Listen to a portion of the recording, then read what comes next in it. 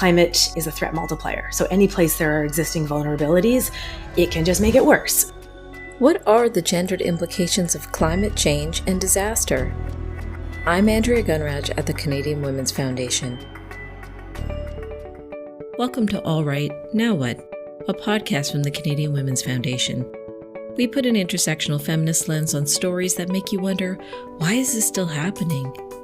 We explore systemic roots and strategies for change that will move us closer to the goal of gender justice. The work of the Canadian Women's Foundation and our partners takes place on traditional First Nations, Métis, and Inuit territories. We are grateful for the opportunity to meet and work on this land. However, we recognize that land acknowledgements are not enough. We need to pursue truth, reconciliation, decolonization, and allyship in an ongoing effort to make right with all our relations. I've heard people say climate disaster knows no bounds and it discriminates against no one. There's a sense in which that's true. But impacts of climate change affect different people in Canada and around the world differently, depending on who they are. Women, girls, and gender-diverse people often experience harsher impacts of climate change, especially if they're marginalized due to racism, poverty, and other factors. They're also an important part of effective climate solutions.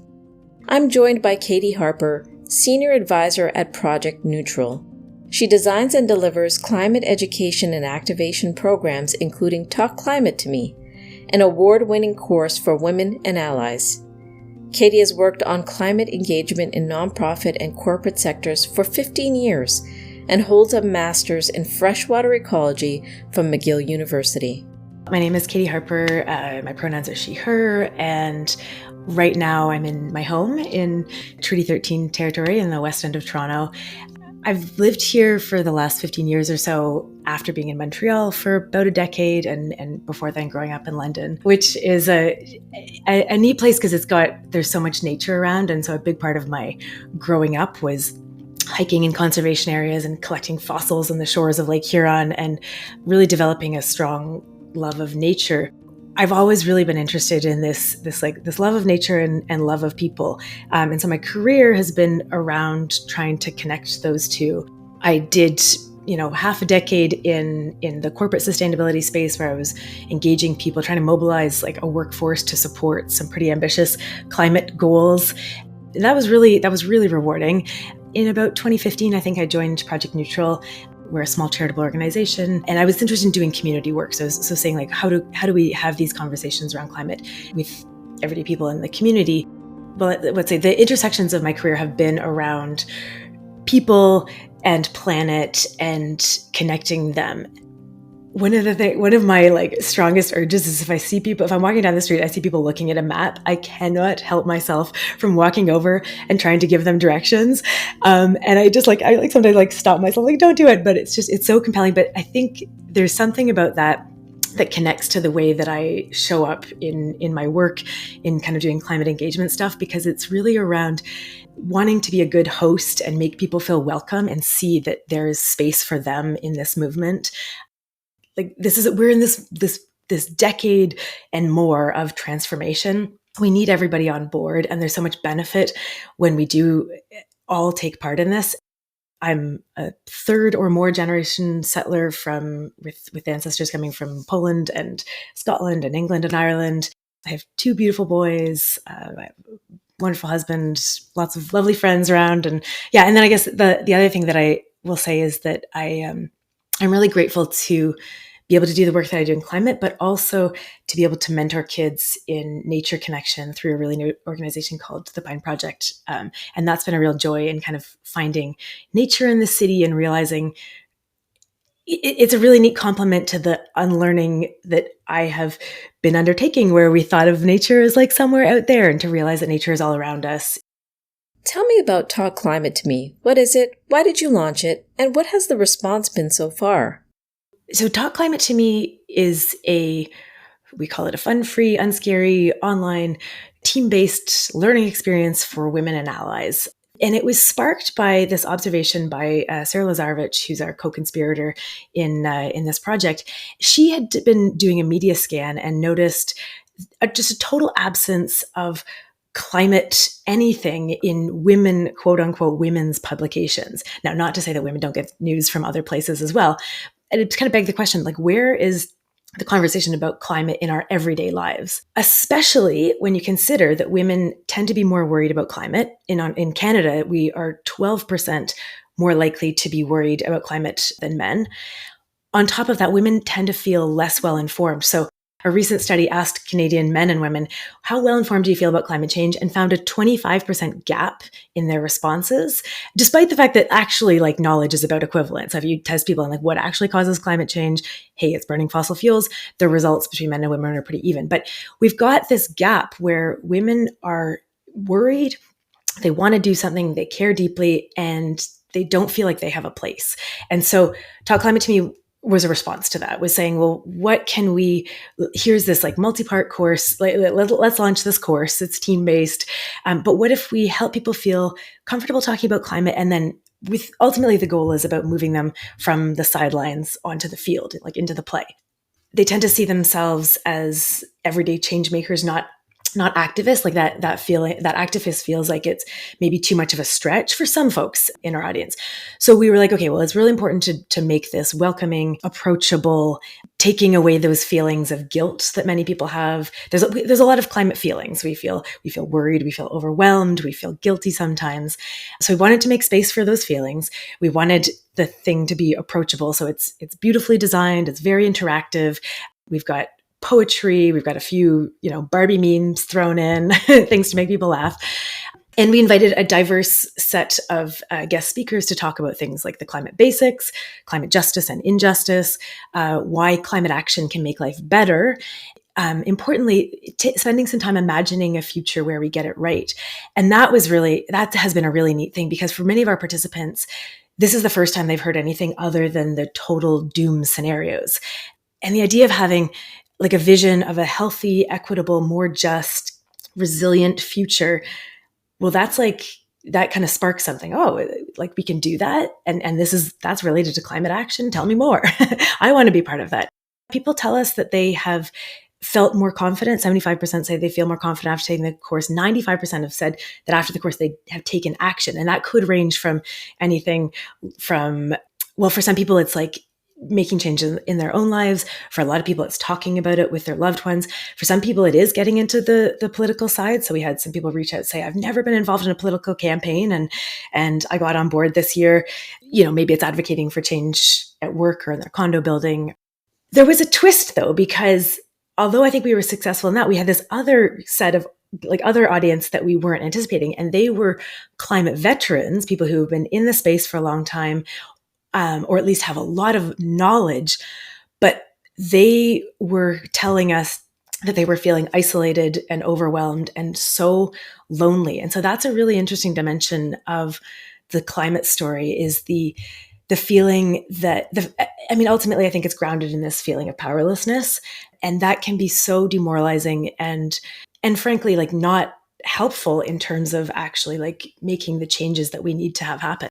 From there, we've kind of embarked on this interesting area of the interplay between the climate crisis and mental health. So that's been really interesting, and that's kind of an area of our work that we're continuing to explore. There's something about being in this space with 50 or 100 people in a Zoom room. There is kind of a sisterhood of oh, look, other people care about this. I thought I was alone. Look, other people are doing things. And it really makes people want to take action. And I think it really reinforces that the action that we need to take is collective, so it makes us feel better and it's more effective. Gendered impacts of climate change isn't something we talk much about. For you, what are the key gender and climate change issues to consider? I think that hopefully is becoming more clear, is that climate is a threat multiplier. So any place there are existing vulnerabilities, it can just make it worse. If you are at increased risk of poverty, well, climate change can threaten your livelihood even further if you are relying on agriculture, so on, and then a drought comes and disrupts that. So any vulnerabilities that exist pretty much in all kinds of nefarious ways, climate disaster makes things worse. We see this, like you said, in the global south. Women have a large burden of food and securing food and water. And so again, if you have a drought, women have to walk further to collect water. Young girls will leave school to be able to support their mothers. And so all those layers, these patterns replicate themselves in Canada as well. Gender is a social determinant of health. Then you layer on climate, it can make it more intense. And we see pregnant people have worse health outcomes. There's the spread of vector-borne diseases and so on. One of the really tragic examples that I think maybe people are starting to hear about is around intimate partner violence and extreme weather. And so there's really well documented around the world cases where after extreme weather events, there's an increase in intimate partner violence, which of course is often directed towards women. One study found that in South Asia, this was particular to South Asia, but they found that a 1 degree temperature increase was related to a 4.5% increase in intimate partner violence. Even in Calgary after the floods, like lots of places in Canada, we see that. The other angle, of course, is that it really is intersectional. So not all women are impacted in the same way. And so we particularly see folks who've been marginalized for other reasons having greater impacts. And one of the heartbreaking ones that comes to mind for me is thinking about the impact on Indigenous women and girls.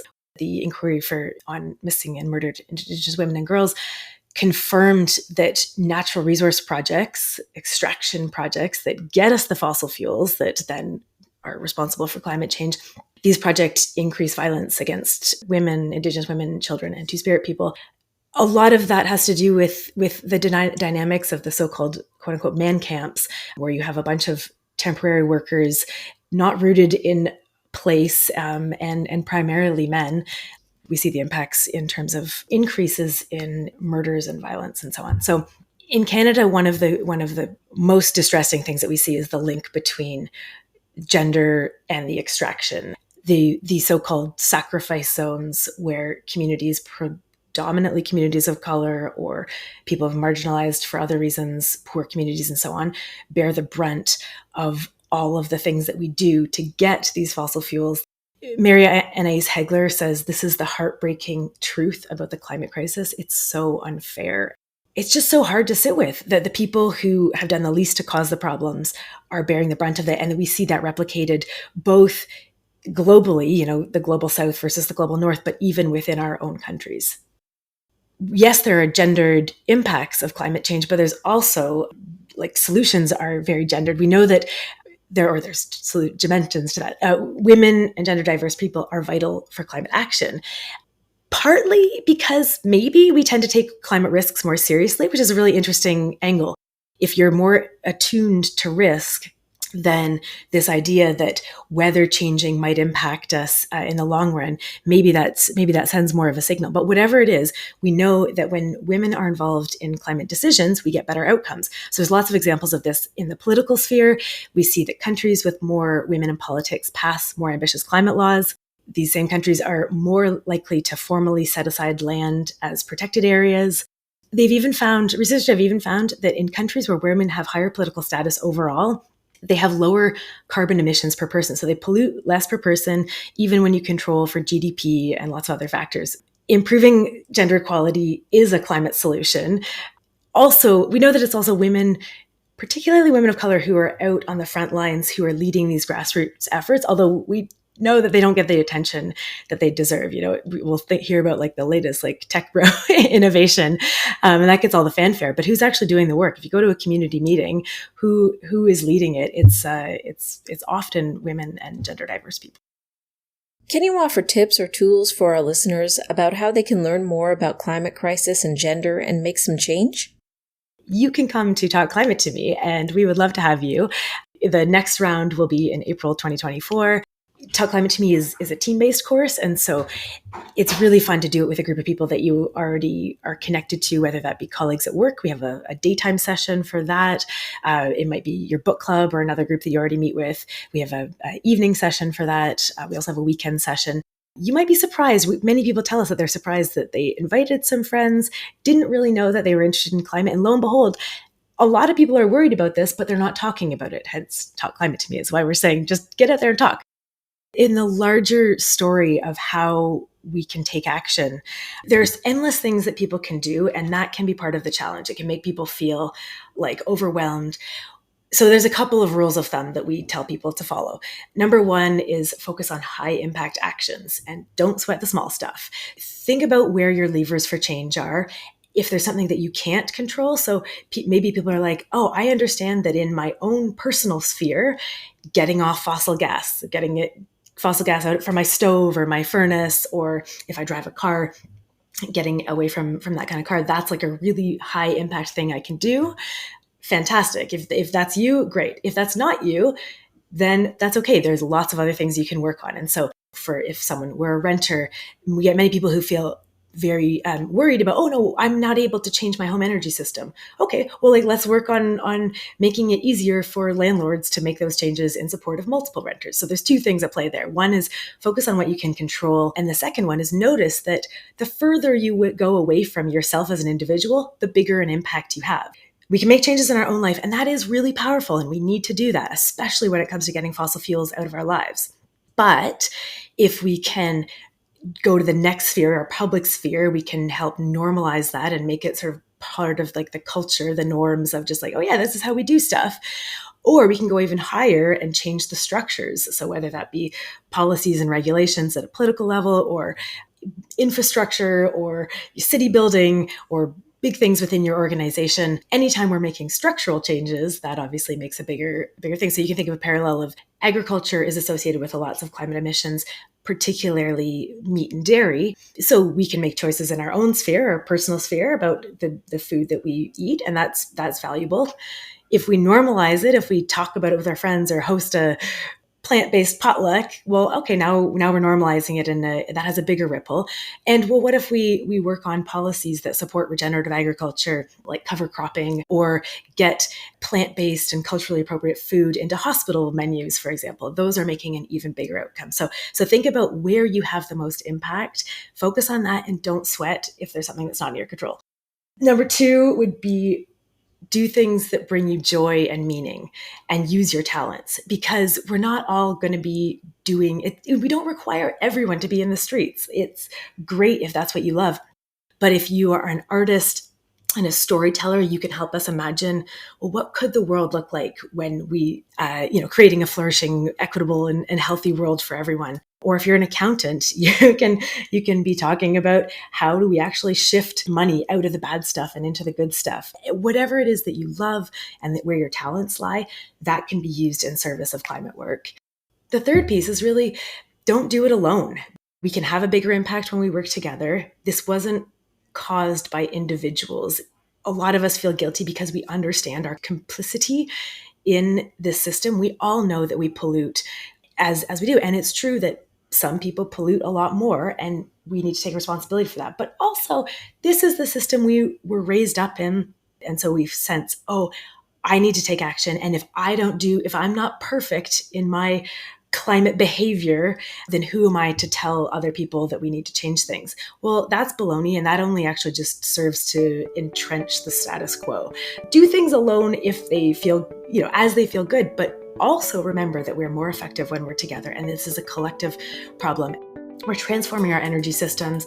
Hopefully, we're building up more resilient governance systems and political systems that actually have proper representation so we can get those better outcomes. But our ways of life are changing, and so that is not an individual thing. That is all of us need to be part of that. All right, now what? Check out Talk Climate to Me at talkclimatetome.ca. Please listen, subscribe, rate, and review this podcast. If you appreciate this content, please consider becoming a monthly donor to the Canadian Women's Foundation. People like you will make the goal of gender justice a reality. Visit CanadianWomen.org to give today, and thank you for your tireless support.